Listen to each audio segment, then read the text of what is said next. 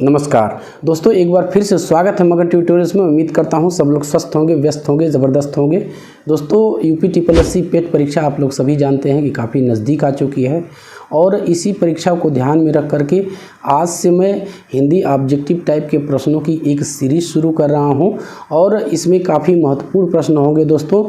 और आप जानते भी हैं कि हिंदी काफ़ी सरल विषय है और थोड़ी सी जागरूकता से हम यदि इन प्रश्नों का अभ्यास कर लेते हैं तो परीक्षा में हमें काफ़ी मदद मिलेगी। वैसे हिंदी के पूरे पाठ्यक्रम पे दोस्तों वीडियोज़ उपलब्ध हैं इस चैनल पे, तो आप उन वीडियोज़ को भी जाके देखिए। लेखपाल परीक्षा में मैंने काफ़ी सारे वीडियोज़ डाल रखे हैं और काफ़ी अच्छा रिस्पांस है दोस्तों।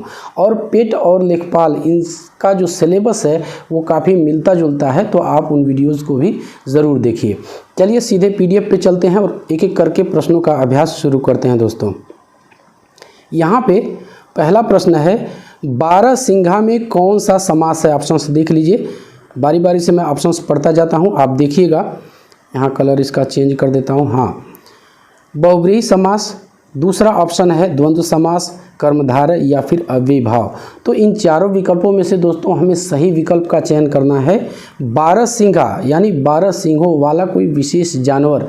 ध्यान रखिएगा, जहाँ पे दोनों पद मिल करके किसी अन्य तीसरे पद की ओर संकेत करें, इशारा करें, आप सीधे वहाँ पे बहुब्रीहि समास लगा दीजिए और इस तरह से हमारा ऑप्शन ए सही होगा दोस्तों।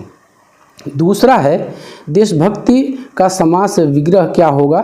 देख लीजिए, देश पर भक्ति अधिकरण तत्पुरुष, देश की भक्ति संबंध तत्पुरुष, देश से भक्ति करण तत्पुरुष, देश के लिए भक्ति संप्रदान तत्पुरुष। तो इन चारों विकल्पों में से हमें सही विकल्प का चयन करना है दोस्तों। ये तत्पुरुष है, ये तो हम सभी जानते हैं कौन सा तत्पुरुष होगा, और समास विग्रह पूछ लिया है यहाँ पे, तो यहाँ पे सही विकल्प होगा दोस्तों डी, देश के लिए भक्ति संप्रदान तत्पुरुष है। और हम सभी जानते हैं, आप ये जो कारक हैं दोस्तों, ये 8 कारक आप याद कर लीजिए, आपको बहुत सारी जगह पे ये काम आएंगे। फिलहाल ये होगा देश के लिए भक्ति तत्पुरुष समास है। हम सभी जानते हैं कि तत्पुरुष समास में दूसरा पद प्रधान होता है और इसका अन्य उदाहरण मैं आपको यहीं पे बता देता हूँ। प्रयोगशाला, पॉकेटमार, विद्यालय, राजकुमार, ये इस तरह से जो शब्द हैं ये तत्पुरुष समास के अंतर्गत ही आते हैं दोस्तों। ठीक है, आगे बढ़ते हैं। तीसरा और चौथा प्रश्न हमारे सामने है दोस्तों। तीसरा पढ़ता हूँ, निम्न में से कौन सा शब्द दुष्ट का पर्यायवाची नहीं है? यहाँ नहीं पे हमें ध्यान रखना है। खल, खलक, दुर्जन, अधम। तो आप एक बार सोचिए दोस्तों, क्या विकल्प सही इसका हो सकता है? सही विकल्प मैं आपको बताता हूँ, ये बी होगा।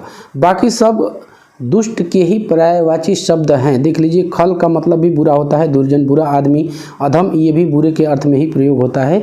ये जो खलक है दोस्तों, ये दुनिया का, संसार का कहें कि पर्यायवाची है। इसके अन्य पर्यायवाची देख लीजिए, खलक दुनिया, भुवन, संसार, तो इस तरह से इसके और भी पर्यायवाची शब्द हैं दोस्तों। तो यहाँ पे हमारा बी विकल्प सही होगा। चौथा है, न्यून का सही संधि विच्छेद होगा। अब न्यू धन ऊन, न्या धन ऊन, न्यू धन उन, नी धन ऊन। तो आप सोचिए और बताइए कौन सा विकल्प इसमें सही हो सकता है दोस्तों? इसका सही विकल्प है डी, इसका सही संधि विच्छेद होगा नी धन ऊन। और देख लीजिए, सबसे पहले तो हमें शब्दों का जो है विग्रह, वो वर्ण विच्छेद जिसको हम लोग कहते हैं, उनका विच्छेद भी आना चाहिए संधि को समझने के लिए। काफ़ी डिटेल्ड वीडियो भी है दोस्तों, इसको जाके देख सकते हैं। फिलहाल यहाँ पे थोड़ा सा मैं क्लैरिफाई करता हूँ। हम सभी जानते हैं कि ई, ऊ या फिर री के बाद कोई भिन्न स्वर आता है, तो वहाँ पे ई का य, ऊ का व और री का र बन जाता है। यहाँ पे छोटी ई य बन गया है। कैसे बना है? जब इसका हम विग्रह करेंगे, इसका विच्छेद करेंगे, तो ये न और धन ई होगा दोस्तों, न ई होगा। और ये प्लस ऊन पहले से है, ऊन ये ऊन पहले से है, तो ये जब ई इसमें से हम अलग कर लेंगे, कलर चेंज करके मैं आपको बताने की कोशिश करता हूँ। जब यहाँ पे हमने ई को अलग किया तो ये हलंत हो जाएगा। हम जानते हैं कि यदि व्यंजन से स्वर अलग कर लिया जाए तो वो आधा हो जाता है या हलंत हो जाता है। तो जब इसका हमने विग्रह किया तो ये ये न्यून बन गया, ये न आधा बन गया, ये ई का य हो जाएगा, हम सभी जानते हैं।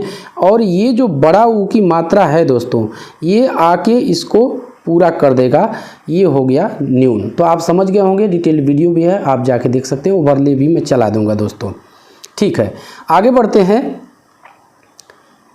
मेढक का तत्सम रूप है, ऑप्शन से देख लीजिए, मंडूक, मंदूक, मुदग या फिर मुष्टि। तो सोचिए और बताइए दोस्तों क्या सही विकल्प हो सकता है। याद करने वाली चीज़ है दोस्तों, मेढक का तत्सम रूप होता है मंडूक। तो ठीक है, आगे बढ़ते हैं।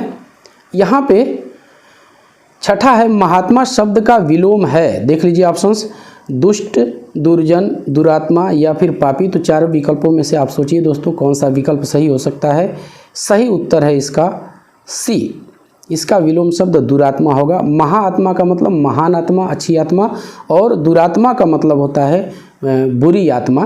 तो इस तरह से देखिए सब मिलते जुलते हैं, दुष्ट, दुर्जन, पापी, लेकिन हमें सही बिल्कुल निकटस्थ विलोम शब्द का चयन करना है, तो वो होगा सी दोस्तों। ठीक है, आगे चलते हैं। यहाँ पे 7वां और 8वां प्रश्न हमारे सामने है दोस्तों। 7वां पढ़ता हूँ। कागजी घोड़े दौड़ाना मुहावरे का सही अर्थ है, ऑप्शंस देख लीजिए, नकली घोड़े दौड़ाना, बहुत परिश्रम करना, व्यर्थ की लिखा पढ़ी करना या फिर जांच पड़ताल करना। आप लोगों ने सोच ही लिया होगा दोस्तों, इसका सही विकल्प होगा सी, व्यर्थ की लिखा पढ़ी करना। हम लोग कहते भी हैं आज के सिस्टम को देख करके कि ये कागजी घोड़े दौड़ाते हैं, यानी कि कुछ ज़मीन पे नहीं होता, बस व्यर्थ की लिखा पढ़ी से ही सारी चीज़ें दिखाई जाती हैं और की जाती हैं। 8वां है, गुप्त का विलोम होगा, ऑप्शंस देख लीजिए, मुक्त, भुक्त, प्रकट या फिर लिप्त। तो चारों विकल्पों में से सही विकल्प चुन लीजिए दोस्तों, कौन सा सही विकल्प हो सकता है। इसका सही उत्तर है सी, गुप्त का जो विलोम शब्द होगा प्रकट, यानी गुप्त का ये मतलब होता है कोई चीज़ गुप्त रखना, छुपा के रखना, और प्रकट का मतलब सबके सामने ला देना। ठीक है, आगे बढ़ते हैं। और यहाँ पे हमारे सामने है दोस्तों 9वां प्रश्न पढ़ता हूँ, देखिएगा। जिसका अनुभव इंद्रियों द्वारा न हो सके, वाक्यांश के लिए एक शब्द है, ऑप्शन देख लीजिए, जितेंद्र, अतीन्द्रिय, ऐन्द्रिक या फिर जितेंद्रिय।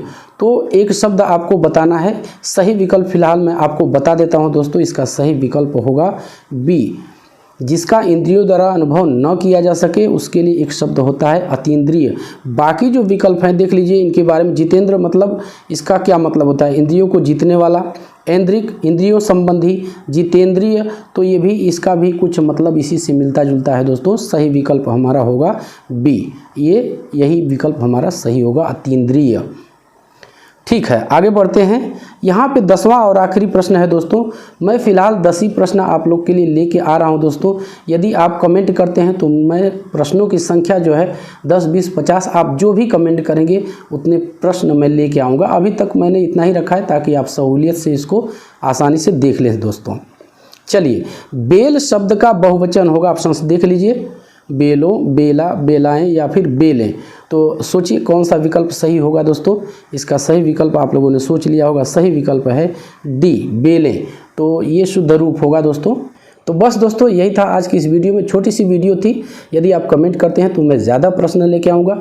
चलते चलते एक रिक्वेस्ट आपसे रहेगी दोस्तों कि आप मगन ट्यूटोरियल्स के परिवार को बड़ा करने में हमारी मदद कीजिए दोस्तों। जब आप ऐसा करते हैं तो हमें एक आत्मबल ज़रूर मिलता है। मिलते हैं अगली क्लास में, तब तक के लिए नमस्कार।